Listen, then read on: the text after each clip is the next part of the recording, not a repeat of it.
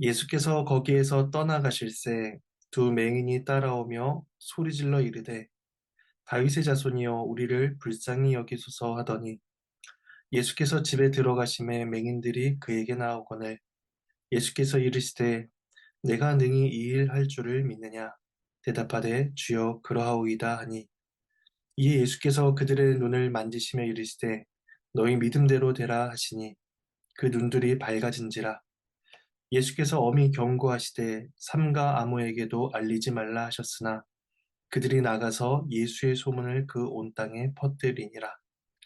그들이 나갈 때에 귀신 들려 말 못하는 사람을 예수께 데려오니 귀신이 쫓겨나고 말 못하는 사람이 말하거늘 무리가 놀랍게 여겨 이르되 이스라엘 가운데서 이런 일을 본 적이 없다 하되 바리새인들은 이르되 그가 귀신의 왕을 의지하여 귀신을 쫓아낸다 하더라. 예수께서 모든 도시와 마을에 두루 다니사 그들의 회당에서 가르치시며 천국 복음을 전파하시며 모든 병과 모든 약한 것을 고치시니라. 무리를 보시고 불쌍히 여기시니 이는 그들이 목자 없는 양과 같이 고생하며 기진함이라. 이에 제자들에게 이르시되 추수할 것은 많되 일꾼이 적으니 그러므로 추수하는 주인에게 청하여 추수할 일꾼들을 보내주소서 하라 하시니라. 하나님의 말씀입니다. 하나님께 감사합니다. 네, 오늘 본문은 세 부분으로 나누어서 볼 수가 있습니다. 27절에서 31절까지는 두 맹인의 눈을 뜨게 하신 사건이고 32절에서 34절은 귀신 들려 말 못하는 사람을 고치신 사건을 이야기합니다. 그리고 35절에서 38절은 이스라엘을 긍휼히 여기시는 예수님에 대해서 알려주고 있습니다. 첫 번째 말씀을 한번 보도록 하겠습니다. 27절은 예수께서 거기에서 떠나가실새로 시작을 합니다.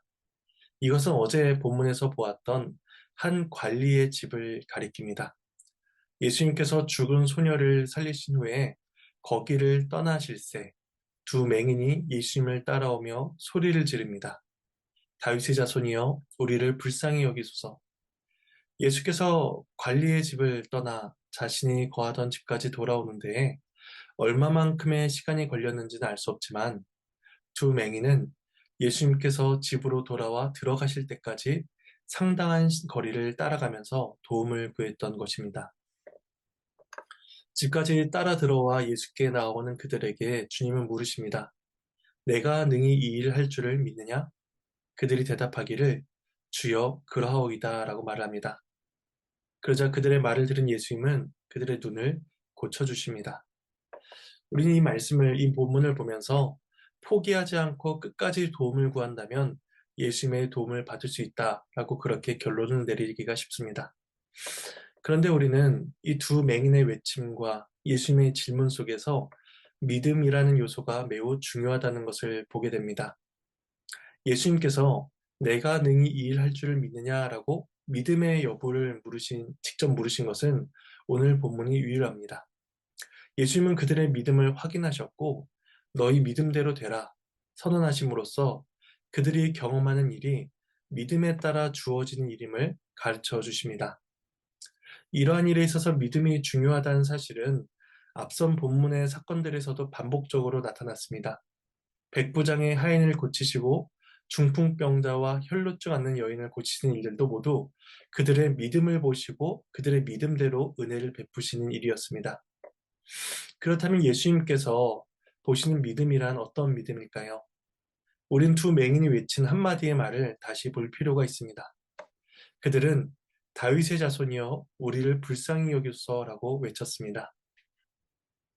다윗의 자손이라는 표현은 마태복음에서 계보를 말할 때를 제외하고는 사람들이 입에서 나온 고백 중에서는 제일 처음으로 지금 나타나고 있는 표현입니다.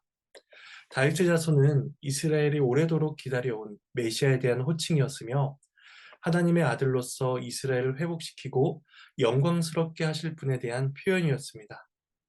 이사야 35장은 메시아가 오셔서 행할 사역에 대해서 예언을 하고 있습니다.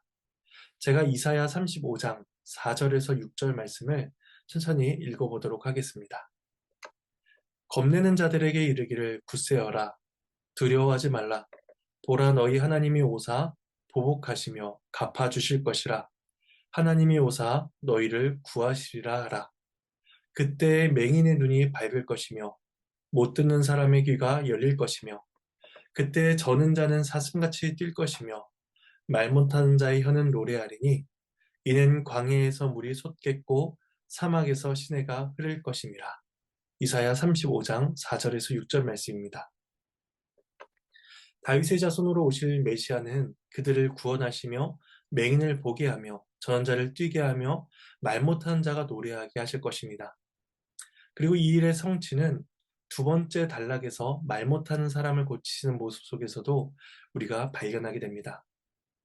그러니 이 두 맹인은 비록 앞을 볼 수는 없는 사람이었지만 예수님께서 행하신 일을 귀로 들으며 그분이 약속된 메시아로서 오셨음을 믿고 외칠 수가 있었던 것입니다.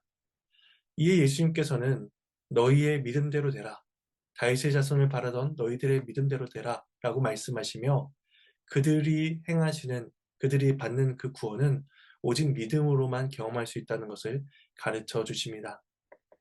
예수님은 두 맹인을 고치신 이후에 삼가 아무에게도 알리지 말라라고 명하셨습니다. 이미 많은 사람들이 예수님의 능력을 경험했고 또 예수님을 찾아오는 상황이었기 때문에 이 명령 자체가 무의미하다라고 그렇게 생각이 되기도 합니다. 그럼에도 예수님께서 이 말씀을 하신 까닭은 아직 십자가 사역을 이루실 때가 이르지 않았음을 밝히시는 것이다라고 말을 할 수가 있을 것입니다. 이런 예수님의 엄한 명령에도 불구하고 그리스도를 경험한 그들은 나가서 예수님에 대한 소문을 말하기 시작합니다.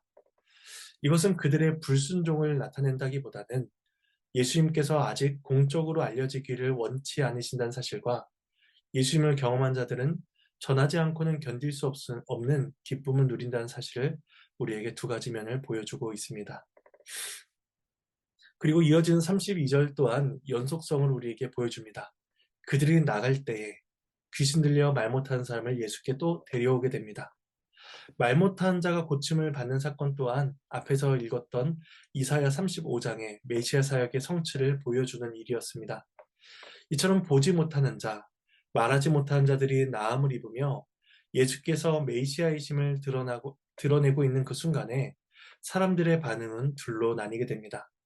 한편의 무리는 이스라엘 가운데서 이런 일을 본 적이 없다 라고 이야기하며 놀랍게 여기고 그리스도의 사역에 대해서 정직하게 고백을 하게 됩니다.